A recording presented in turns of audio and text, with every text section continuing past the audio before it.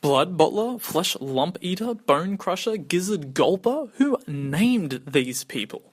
Was it this guy? We have them in America. They're called bullfrogs. What? That's an odd name. I'd have called them Chazwazzers. Hi, my name is Carl, and this is Great Expectations, where I talk about what I expected and what I got. Well, the BFG has been brought back to life by Steven Spielberg in his first film in about 5 years with some actual action to it. Yes, that aeroplane action sequence from Bridge of Spies left me wanting more. Now, originally my expectations were high. You have one of Roald Dahl's best books that I've ever read, countless times. You have Steven Spielberg, one of the greatest directors, period, and you have the creative team behind E.T. What could go wrong? And I was on board from day one. Then that first teaser came out, and it was awesome. But then you have the actual trailer, and that came out, and we saw some of the effects.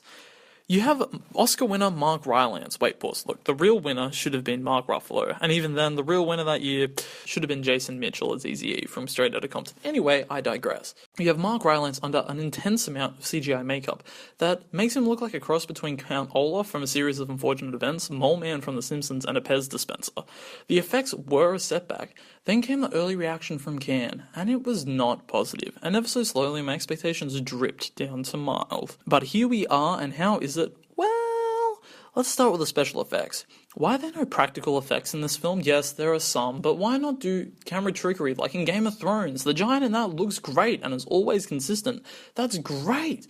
That looked good.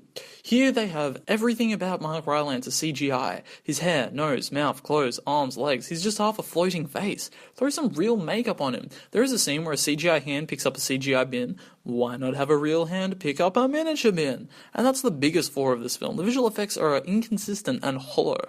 Originally I thought it was a pacing issue, but then I realised, no, this film is just 5 CGI locations. CGI London, CGI Giant Country, CGI BFG's home, CGI Queen's home, CGI Dreamcatching Tree. This movie that should be spectacle comes down to just 2 actors having a dialogue about the world of the BFG in 5 different locations for 2 hours. It's just not as fun as I wanted it to be, or it should be. Now, some scenes are gorgeous. The Dreamcatching scene is beautiful and just like the book. The other giants are the best part. While the main bad giant looks great, he actually has better CGI than the BFG. He is barely in the film though. The film also takes away any sense of danger. It removes that aspect from the book that the giants kill the children in London and leaves the bones on the doorsteps for the parents and stuff like that. Yes, it's a little frightening for children, but I coped and I was 9 years old. Look, all fantasy films, Harry Potter, Goonies, E.T., and even Roald Dahl films, Charlie and the Chocolate Factory, Matilda, they all have a sense of danger and urgency. This film just doesn't. And in between all this, we have a main character that is just not that great of an actor. She is fine in some scenes, but really bad in others, where it comes off that she's just reading lines instead of talking to someone. Oh, I wonder why. That's right, because she's not talking to someone, she's talking to a green screen. The humour falls between childish and charming. I didn't smile much during the film. The jokes are just very downplayed for children. A lot of ball and fart jokes.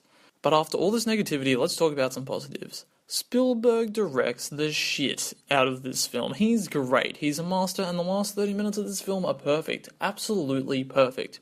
That's where the film is charming and the child actor becomes better, having actual people to interact with.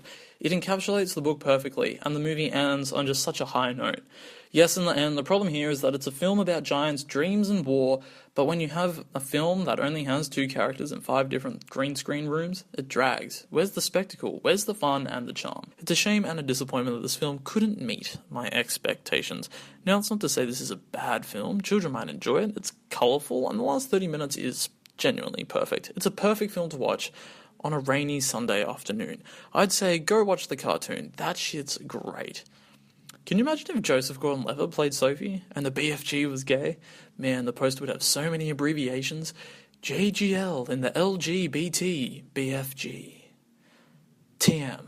Anyway, guys, like, favorite, subscribe, comment, do everything that you want to do, or don't do anything at all, but seriously, please do something. I have a podcast where me and a friend named Ari deconstruct a film in the exact same way as this show, which is called Great Expectations. You can find that on iTunes, Stitcher. All the links are down below. Also, our website.